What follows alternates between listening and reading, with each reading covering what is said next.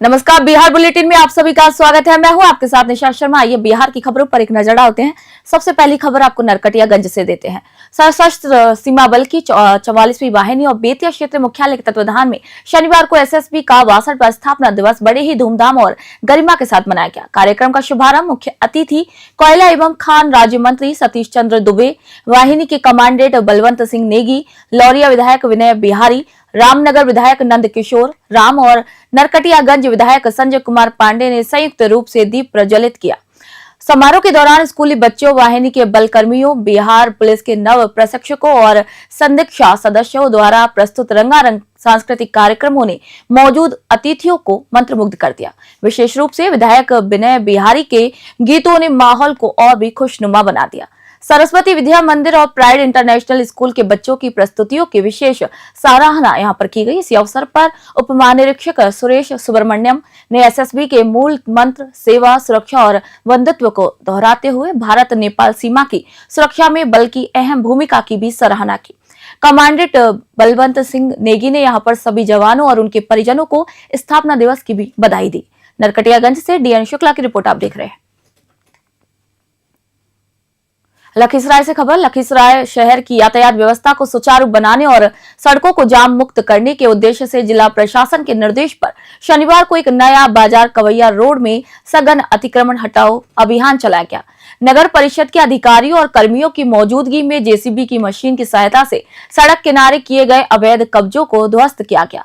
अभियान के दौरान उन स्थानों को विशेष रूप से चिन्हित किया गया जहां स्थानीय दुकानदारों ने अपनी दुकानों के बाहर सड़क सीमा तक सामान फैलाकर अतिक्रमण रखा था। आपको बता दें कि नगर परिषद की टीम ने मौके पर रहकर पूरे अभियान की निगरानी की और सख्त हिदायत दी कि भविष्य में दोबारा अतिक्रमण करने पर कानूनी कार्रवाई के साथ यहां पर जुर्माना भी वसूला जाएगा। गौरतलब है कि बीते कई दिनों से शहर के विभिन्न व्यस्त इलाकों में यह अभियान लगातार चल रहा है। अधिकारियों का कहना है कि शहर में बढ़ती जाम की समस्या और राहगीरों को होने वाली असुविधा को देखते हुए ये कार्रवाई की जा रही है ताकि आम जनजीवन सुगम हो सके। इस कार्रवाई के बाद कवैया रोड पर सड़क काफी चौड़ी और साफ नजर आई। लखीसराय से संतोष कुमार गुप्ता की रिपोर्ट आप देख रहे हैं। शेखपुरा से खबर। बिहार पुलिस मुख्यालय के निर्देश अनुसार शनिवार को शेखपुरा के साइबर और यातायात थाना परिसर में पुलिस पब्लिक संवाद के तहत जनता दरबार का आयोजन किया गया।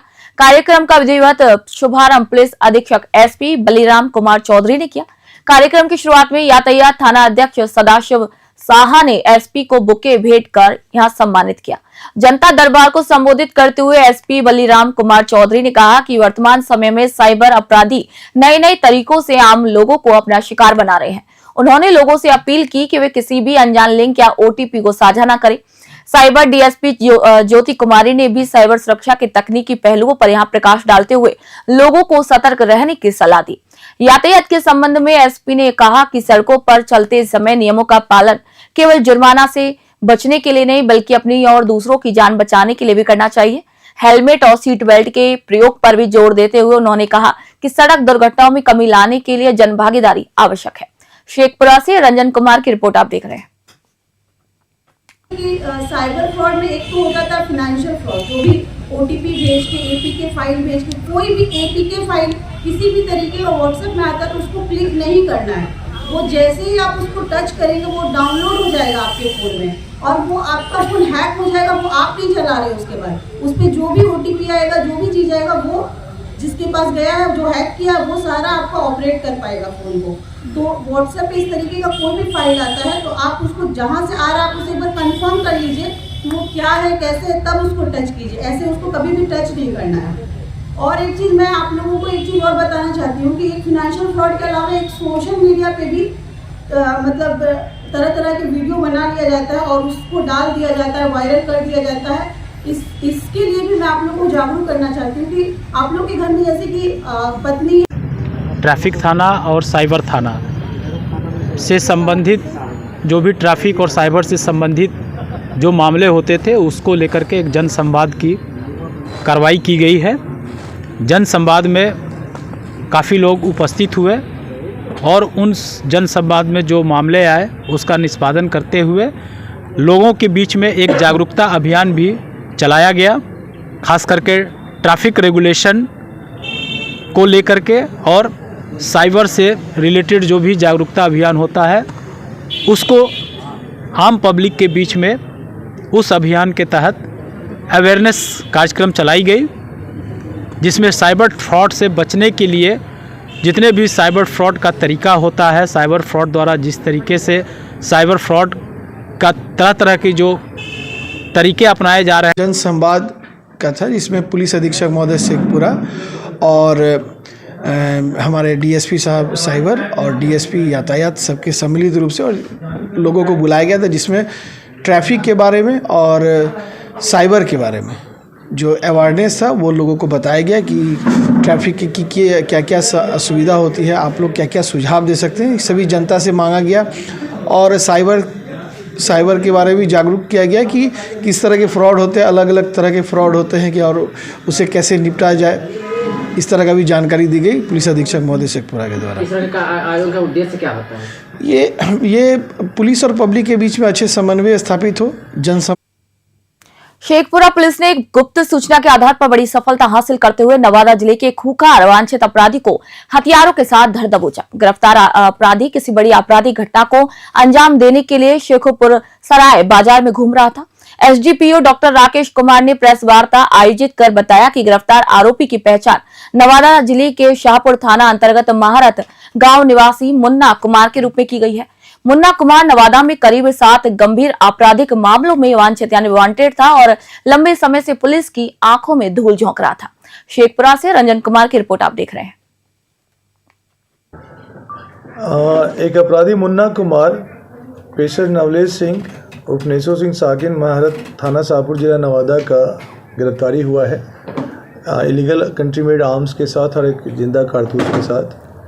पुलिस को डायल 112 को सूचना मिली थी कि एक अपराधी जो है हथियार के साथ शेखपुरा जिला में शेखोपुर थाना अंतर्गत घूम रहा है और कोई आपराधिक अंजाम वारदात देने की सूचना थी।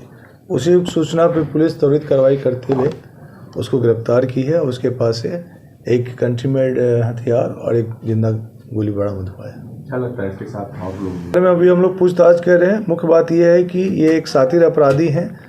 इनके विरुद्ध में 7 कुल आपराधिक मामले पूर्व से दर्ज हैं, जिसमें संगीन अपराध भी है, आर्म्स एक्ट है और अन्य कई तरह के संगीन धाराओं में ये आरोपित रहे हैं पूर्व में भी। ये सारी चीज़ों में हम लोग तहकीकात कर रहे हैं, लेकिन ये एक बड़ी उपलब्धि है। एक अपराधी मुन्ना कुमार।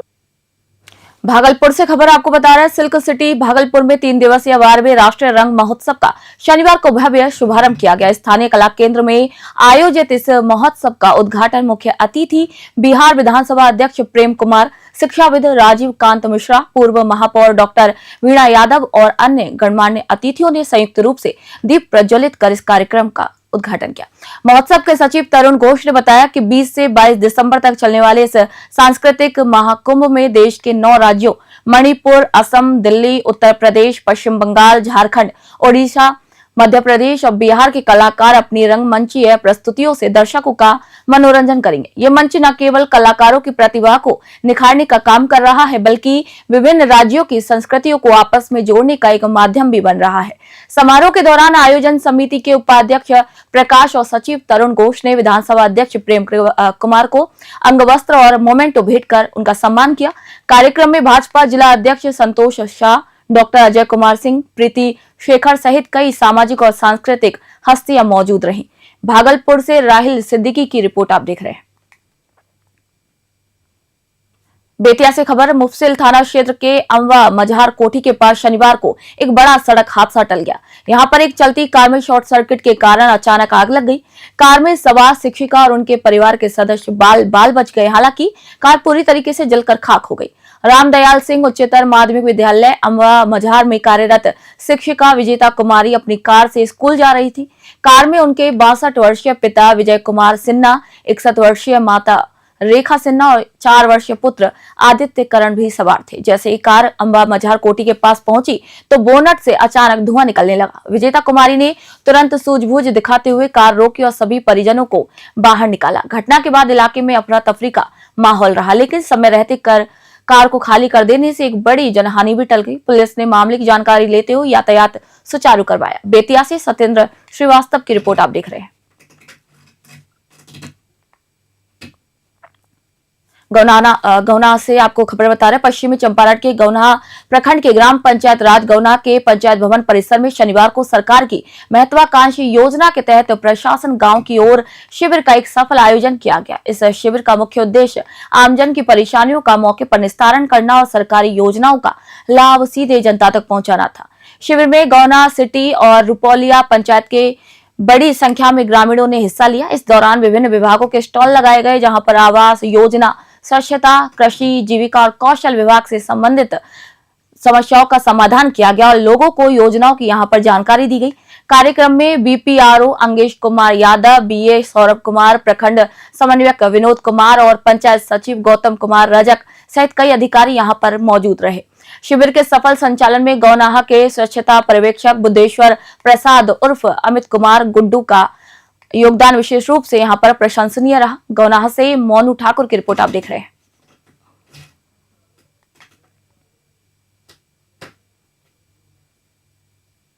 रामनगर सामुदायिक स्वास्थ्य केंद्र पीएचसी में शनिवार को एक अनोखा मामला सामने आया, जिसने अस्पताल के कर्मचारी और स्थानीय लोगों को हैरत में डाल दिया। यहां पर नड्डा गांव निवासी शिवम पासवान की 26 वर्षीय पत्नी रिंकी कुमारी ने एक साथ 3 बच्चों को जन्म दिया। चिकित्सकों ने बताया कि रिंकी कुमारी को प्रसव पीड़ा होने पर परिजनों ने उन्हें अस्पताल भर्ती कराया। डॉक्टरों की कड़ी निगरानी में सामान्य तरीके से सफल प्रसव कराया गया। रिंकी ने 2 पुत्र और 1 पुत्री को जन्म दिया। राहत और खुशी की बात यह है कि मां और तीनों नवजात बच्चे पूरी तरीके से स्वस्थ और सुरक्षित है। रिंकी कुमारी पहले से ही 2 बच्चों की मां है और अब एक साथ 3 और बच्चों के आने से उनके परिवार में कुल 5 बच्चे हो गए हैं। जैसे ही अस्पताल परिसर में 3 बच्चों के जन्म की खबर फैली, 2 बच्चों को देखने के लिए ग्रामीण और शुभचिंतकों की भीड़ उमड़ पड़ी। स्थानीय लोग इसे ईश्वरीय चमत्कार मान रहे हैं और परिवार को बधाई दे रहे हैं। रामनगर से डीएन शुक्ला की रिपोर्ट आप देख रहे हैं। बेतिया से आपको खबर बता रहे हैं, बेतिया जिले में कड़ाके की ठंड और घने कोहरे के बीच चोरी की घटनाओं में अचानक बढ़ोतरी देखी जा रही है। ताजा मामला मझौलिया थाना क्षेत्र के बखरिया पंचायत का है, जहां पर शनिवार की रात चोरों ने घर के बाहर खड़ी बाइक पर हाथ साफ कर दिया। चोरी की पूरी वारदात घर के पास लगे सीसीटीवी कैमरे में कैद हो गई। पीड़ित आदित्य सिंह उर्फ मनु बाबू ने बताया कि शनिवार रात उन्होंने अपनी बाइक खड़ी की थी, लेकिन सुबह उठने पर वह गायब मिली। सीसीटीवी फुटेज खंगालने पर पता चला कि संदिग्ध युवक काफी देर तक बाइक के पास रैकी करता रहा और मौका मिलते ही लॉक तोड़कर बाइक लेकर फरार हो गया। पीड़ित ने इस संबंध में मझौलिया थाना में प्राथमिकी दर्ज कराई है। इंस्पेक्टर सह थाना अध्यक्ष अवनीश कुमार ने बताया कि पुलिस ने सीसीटीवी फुटेज को कब्जे में ले लिया है। फुटेज के आधार पर चोरों की पहचान करने की कोशिश की जा रही है। पुलिस ने स्थानीय लोगों से भी अपील की है कि ठंड के मौसम और घने कोहरे का फायदा उठाकर अपराधी सक्रिय हैं। आखिर में अपने वाहनों की सुरक्षा के प्रति विशेष सावधानी भी बरतें। बेतिया से सत्येंद्र श्रीवास्तव की रिपोर्ट आप देख रहे हैं। खबर जहानाबाद से, बिहार राज्य शिक्षक संयुक्त संघर्ष मोर्चा के आह्वान पर शनिवार को जिले के विभिन्न शिक्षक संगठनों ने एकजुट होकर शिक्षा विभाग के खिलाफ बिगुल फूंक दिया। अपनी लंबित मांगों और विभाग की उदासीनता के विरोध में सैकड़ों शिक्षकों ने सड़कों पर उतरकर जोरदार प्रदर्शन किया। शिक्षकों का ये प्रतिवाद मार्च ऊंटा मोड़ से शुरू होकर शहर के प्रमुख मार्गों से होता हुआ अस्पताल मोड़ पहुंचा, जहां ये एक विशाल सभा में तब्दील हो गया। इस दौरान शिक्षकों ने विभाग विरोधी जमकर नारेबाजी भी की। आक्रोशित शिक्षकों ने जिला शिक्षा अधिकारी और पदाधिकारी, डीपीएम कार्यक्रम पदाधिकारी स्थापना पर विभागीय आदेशों की अनदेखी करने का यहां पर आरोप लगाते हुए उनका पुतला दहन किया। शिक्षक नेताओं ने यहां पर स्पष्ट रूप से चेतावनी दी कि यदि जल्दी उनकी मांगों पर सकारात्मक फैसला नहीं लिया गया तो पूरे जिले में आंदोलन को और भी तेज किया जाएगा। सभा में शंभू कुमार, राम प्रसाद सहित सैकड़ों की संख्या में शिक्षक मौजूद रहे। जहानाबाद से वरुण कुमार की रिपोर्ट आप देख रहे हैं। जहानाबाद जिले में बढ़ते अपराध ग्राफ के बीच एक दिल दहला देने वाली घटना सामने आई, जहां पर काको थाना क्षेत्र के मिश्र बीघा गांव में संपत्ति के विवाद में एक बेटे ने अपने ही पिता पर अनाधुंध फायरिंग कर दी। इस जानलेवा हमले में पिता गंभीर रूप से घायल हो गए, जिन्हें नाजुक हालत में पटना रेफर किया गया। घायल की पहचान राजू कुमार के रूप में की गई है। जानकारी के मुताबिक राजू कुमार का उनकी दूसरी पत्नी के बेटे रोशन कुमार के साथ पिछले 2 महीनों से जमीन को लेकर विवाद चल रहा था। शनिवार को जब राजू कुमार अपने खलिहान में बैठे थे, तब आरोपी बेटा वहां पहुंचा और जमीन अपने नाम करने का दबाव बनाने लगा। पिता द्वारा असमर्थता जताने पर बहस बढ़ गई और विवाद बढ़ गया। वहीं आक्रोशित रोशन ने अपने पिता के पेट और सीने में एक के बाद एक 4 गोलियां दाग दी। वारदात को अंजाम देकर आरोपी मौके से फरार हो गया। रेफर आपको बता दें कि परिजनों ने आनन फानन में घायल राजू को सदर अस्पताल पहुंचाया, जहां से प्राथमिक उपचार के बाद उन्हें पटना रेफर कर दिया गया। अत्यधिक खून बहने के कारण उनकी स्थिति बेहद ही चिंताजनक बनी हुई है। घटना की सूचना मिलते ही काको थाना पुलिस ने मामले की जांच शुरू कर दी और आरोपी बेटे की गिरफ्तारी के लिए भी छापेमारी शुरू कर दी है। हालांकि इस घटना ने स्थानीय कानून व्यवस्था और अवैध हथियारों की सुलभता पर भी कई बड़े सवाल खड़े कर दिए हैं। जहानाबाद से वरुण कुमार की रिपोर्ट आप देख रहे हैं। बिहार बुलेटिन में फिलहाल के लिए इतना ही। देश दुनिया की खबरों के लिए देखते रहे News 21। मैं आप सभी के से निशा शर्मा इजाजत चाहती हूँ।